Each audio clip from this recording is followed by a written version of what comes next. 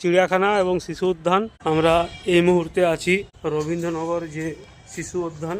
মায়ের শরীরটা হঠাৎ করে খারাপ হয়ে গেছে, ডাক্তার দেখাতে এসে টাইম আছে স্যার আসার, ডাক্তার আসার। এটা একটু ঘুরে দেখছি এই শিশু উদ্যান এবং যে চিড়িয়াখানা। এই নন্দুবাবু ফোনে ব্যস্ত।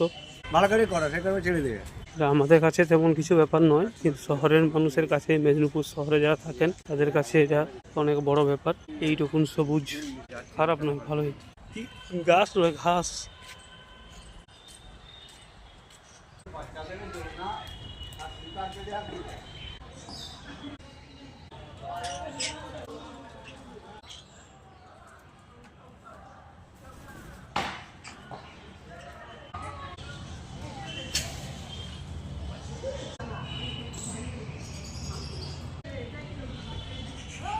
কি পাখি রে, তোকে দেখলেই যে ভয় লাগছে।